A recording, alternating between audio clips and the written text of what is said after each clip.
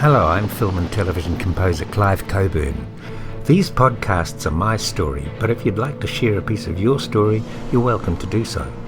I was determined to do something I loved every day of my life. I wanted to write music for a job, so I took off to America and music school. I had to do that because I couldn't do what I wanted with the limited knowledge I had. Fronting up at the school was a bit of a worry, as I didn't know if they were going to accept me or not. So it was a big risk, but I thought it would be harder for the school to turn me down if I was there on their doorstep rather than on the phone or sending a letter of application. With my heart in my mouth, I went to the school and was shown into Dick Grove's office. It's always more entertaining if the podcast has more than just the host talking, so they're going to be based on a national radio interview I did with Grant Walker. Here's his opening piece. Welcome to Sunday Night. I'm Grant Walker. Nice to have your company, and also nice to have in the studio Clive Coburn. Welcome to Sunday Night. Thank you, Grant. It's nice lovely to have you here. And I know there's so much more time over the next couple of hours. We're going to look at your musical upbringing and your time and music that was influenced, and some of the music that you've composed, all sorts of things. During all your travels, and you've been to a lot of countries, but you spent a lot of time in America. Yeah, I did. I went back to school in America when I was 32. Because, I don't know what it is, but I think there was something more realistic about America. And I said to Roger Fox, who I knew at the time, this is what I want to do. And he said, go to Dick Grove, man. And Dick Grove is a place, as a jazz school. I didn't realise what it was, but I thought I'd just do what he said. So I booked myself into Dick Grove music workshops in LA. The only music that I'd bought to play him was my television news theme, which was extremely well known at the bottom of the world, but no one had heard it anywhere else, and certainly not in Los Angeles, the home of some of the most fantastic music on the planet.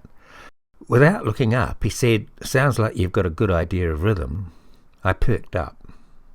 The immigration guy at the airport had not been a happy chap, and when he asked why I wanted to stay for a year, I said that I wanted to study at the Dick Grove music workshops. "Never heard of it. Go to Juilliard," he replied. Imagine a musician being told where to study by an immigration guy at the airport. Somehow the story changed and melded into me saying I was going to live with my brother Aldwin. He was in New York on a year-long course at the time, but of course that was on the other side of the country, so it wasn't going to happen. "It's a long time to stay with your brother," the guy said, and bang, stamped my passport. 6 months is what I got. If he hadn't had a fight with his wife that morning, or whatever the reason was that he was in such a foul mood, I may have got longer. This meant that after 6 months I was going to be an overstayer, and I mentioned it to Dick. He just kept opening envelopes and having another drag on a cigarette. "Hasn't happened yet. Sit in on Monday and see how you go," he said. That meant come along to class and see if I can hack it, meaning see if I can stand the pace. So I did, and I did. I knew the standard would be high. The school was regarded as a post-grad course, and most students already had a master's degree or something similar from a highly regarded university such as Texas State, but I did not. By the time I started in March, the rest of the 30 students had already studied one-part harmony, which I don't understand to this day. Harmony surely means one instrument working with another, or several others.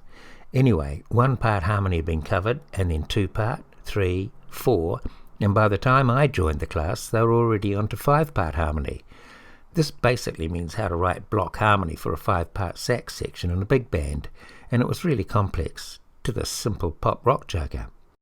I'd always been in the top class at school, but always near the bottom of it, so I was determined not to fail at music as well, and worked really hard. The first thing that happened was I walked into this classroom and I had to write for 5 saxophones. So 5 saxophones are the guts of a big band, and I'd never seen 5 saxophones. But anyway, I wrote nuts. I can't remember the title of it, but it's 16 bars of saxophone harmony, and I was so nervous my knees were knocking, and I couldn't stand up.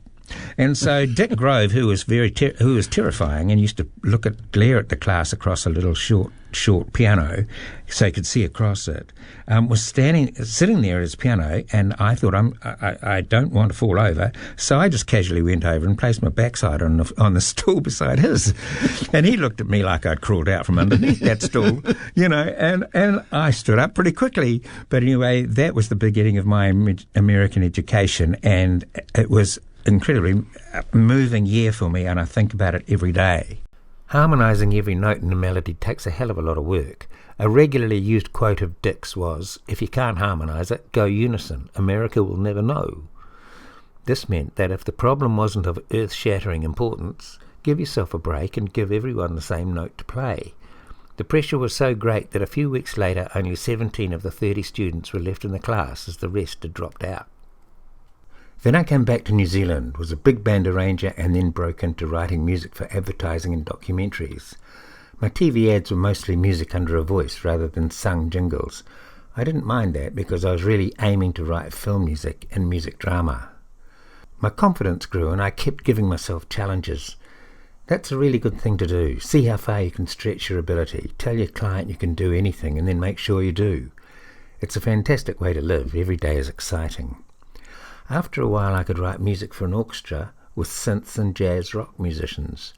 Sometimes I spend a full studio day, which is 10 hours, on a 60-second TV ad. Working with synths and session musicians when you record one or just a few tracks at a time takes longer than working with a full orchestra. When you do that, you can't possibly take more than 20 minutes on a complete track. If the score and parts are written correctly, there's nothing to say. They just play it. It's amazing.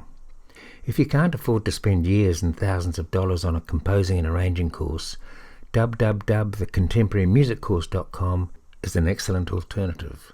This is one of my orchestral advertising soundtracks. It's hugely influenced by Gustav Holst's Planet Suites. I can't remember which planet I was influenced by, but here it is. I could never have done anything like this unless I'd had my nuts and bolts education.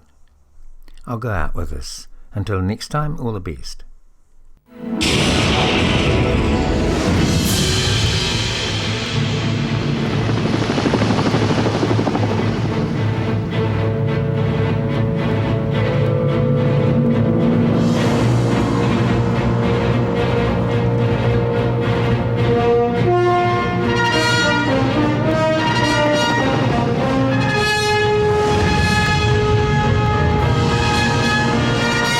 A new driving force is arriving in New Zealand. Energy in action. You'll find it at Caltex.